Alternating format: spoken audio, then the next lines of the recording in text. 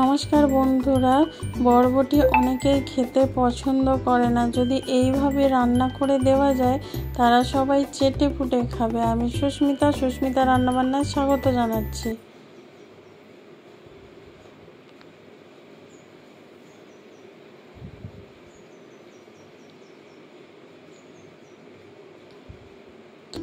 এখানে আমি বরবটি আর আলু কেটে নিয়ে পরিষ্কার করে ধুয়ে নিয়েছি।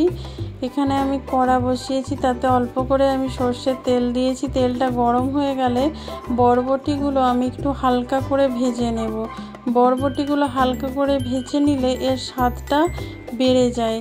বরবটি অনেকে যে বীজগুলো খেতে পছন্দ করে না বা অনেকে স্বাদটা ভালো লাগে না, এরকমভাবে একটু নুন দিয়ে বরবটিটা ভেজে নিলে তার স্বাদটা কিন্তু অনেক ভালো লাগে। আর সবজির একটা হালকা যে একটা গন্ধ থাকে সেটাও কেটে যায়। একবার অবশ্যই এরকমভাবে ভেজে নিয়ে করবে। অনেকে আছে একটু ভাপে নিয়ে করে, তার থেকে ভেজে নিয়ে করলে কিন্তু এর স্বাদটা বেশি বাড়ে। অল্প করে নুন দিয়ে দিলাম, দিয়ে এবার ভালো করে বরবটিটাকে ভেজে নিচ্ছি। ভালো করে বলতে খুব মচমচে করে নয়, একটু জাস্ট হালকা করে একটু ভেজে নিলে সবজিটার হালিশটে গন্ধটাও কেটে যাবে আর বরবটিটা খেতেও কিন্তু খুব ভালো লাগবে। যারা বরবটি একদম পছন্দ করে না তাদেরকে এইভাবে রান্না করে দিলে তারা অবশ্যই একদম চেটে পুটে খাবে। আর এই রেসিপিটা ভাত, রুটি, পরোটা যে কোনো জিনিসের সাথে কিন্তু তোমরা খেতে পারবে, এতটাই সুস্বাদু হয়।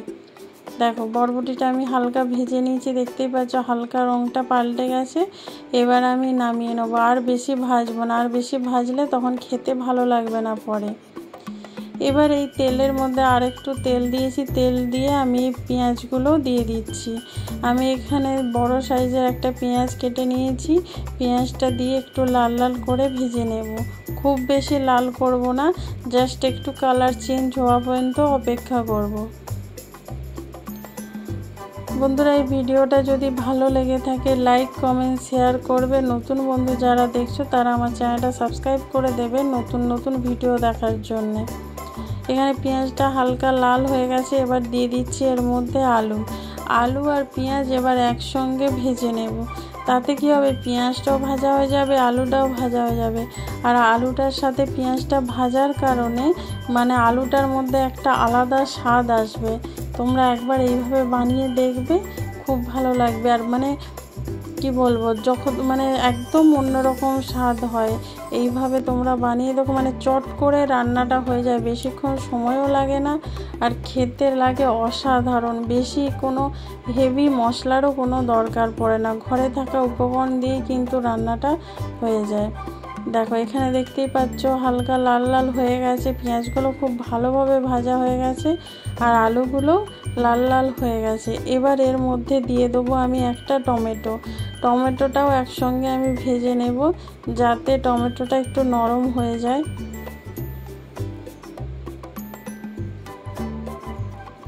তোমরা চাইলে এখানে দুটো টমেটোও দিতে পারো, তাহলে একটু টক লাগবে, সেটাও খেতে খুব ভালো লাগে। আমি এখানে একটা টমেটো দিয়েছি, টমেটো সাইজটা একটু বড় বলে একটা দিয়েছি। তোমার ছোট সাইজের হলে কিন্তু তোমরা দুটো দিয়ে দিতে পারো। এখানে এবার আমি একটু গুঁড়ো মশলা দিয়ে দেবো, হলুদ গুঁড়ো, জিরে গুঁড়ো, ধনে গুঁড়ো, কাশ্মীরি লঙ্কার গুঁড়ো আর ঝাল লঙ্কার গুঁড়ো, সব কিছু কিন্তু আমি এখানে পরিমাণ মতো দিয়ে দিয়েছি। এবার অল্প করে জল দিয়ে ভালো করে লো আঁচে মশলাটা আমি কষিয়ে নেব। তাহলে বন্ধুরা দেখতে পাচ্ছ কত তাড়াতাড়ি রান্নাটা করা যায় আর কত কম সময়ের মধ্যে কিন্তু কত সুন্দর টেস্টি একটা রেসিপি বানানো হয়ে যাবে। সকাল বা রাত্রে টিফিনেও যদি তোমরা রুটির সাথে এই তরকারিটা বানাও তাহলেও দেখবে সবাই খুব প্রশংসা করছে। এবার দিয়ে দিলাম আমি ভেজে রাখা বরবটিটা দিয়ে এবার ভালোভাবে মশলাটার সাথে কিন্তু আমি কষিয়ে নেব। মশলাটা একটু সময় ধরে কষাতে হবে, যেহেতু টমেটোগুলো এখনও শক্ত আছে, নরম হয়নি, সেই জন্য একটু সময় ধরে কষিয়ে নিতে হবে। এবার এখানে দিয়ে দিচ্ছি পরিমাণ মতো নুন, পুরো তরকারিটায় যতটা নুন দরকার দিয়ে দিচ্ছি। তারপরে দিয়ে দেবো জাস্ট একটুখানি কয়েকটা দানা চিনি দিয়ে দিলাম। এতে মিষ্টি হবে না, কিন্তু তরকারির একটু স্বাদটা পাল্টে যাবে, খেতে ভালো লাগবে। তোমরা যদি একদমই চিনিটা না পছন্দ করো তাহলে না দিলেও চলবে। এবার ভালোভাবে মশলাটা কষিয়ে নিচ্ছি। দেখতেই পাচ্ছ টমেটোগুলো আমি একটু ভেঙে দিচ্ছি, যাতে নরম হয়ে গেছে সেই জন্য আমি ভেঙে ভেঙে দিচ্ছি। এইভাবে একটু মশলাটা কষিয়ে নিলে বরবটিটা খেতে খুব ভালো হয়। তোমরা নিরামিষভাবেও বানাতে পারো, আমি এটা আমিষভাবে বানিয়েছি, মানে পেঁয়াজ দিয়ে বানিয়েছি। তোমরা নিরামিষভাবেও কিন্তু বানিয়ে নিতে পারো। এই দেখো এখানে দেখতেই পাচ্ছ মশলাটা কত সুন্দর কষানো হয়েছে। এবার আমি এর মধ্যে অল্প করে জল দিয়ে দেবো, যাতে আলুটা একটু সেদ্ধ হয়ে যায়। এখানে অল্প করে একদম জল দিয়ে দিলাম, যাতে আলুটা সেদ্ধ হওয়ার মতন। এবার ভালো করে মিশিয়ে চাপা দিয়ে 5 মিনিট রান্না করে নিলেই কিন্তু একদম রেডি হয়ে যাবে। দেখো চাপা দিয়ে আমি 5 মিনিট রান্নাটা করে নেব। 5 মিনিট পর তোমাদেরকে দেখাচ্ছি। দেখো 5 মিনিট পর দেখাচ্ছি। দেখো একদম সব কিছু পারফেক্ট সেদ্ধ হয়ে গেছে। তোমাদেরকে আলুটাও আমি দেখিয়ে দিচ্ছি যে কত সুন্দর সেদ্ধ হয়ে গেছে। দেখো একদম খুব সুন্দর সেদ্ধ হয়ে গেছে। এবার আলুগুলো আমি একটু খুন্তির সাহায্যে ভেঙে ভেঙে দেব, তাহলে কী হবে, ঝোলটা ঘন হয়ে যাবে আর খুব মাখো মাখো হয়ে যাবে।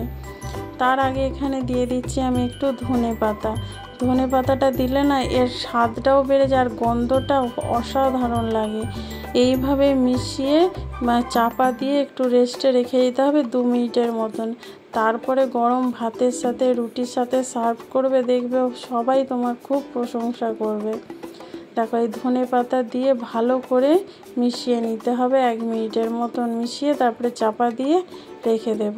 দেখো এইভাবে খুন্তি দিয়ে যদি আলুগুলোকে একটু ভেঙে দেওয়া হয়, ঝোলটাও ঘন হয়ে যাবে আর একটু মাখো মাখো টাইপের হয়ে গেলে না খেতেও ভালো লাগে।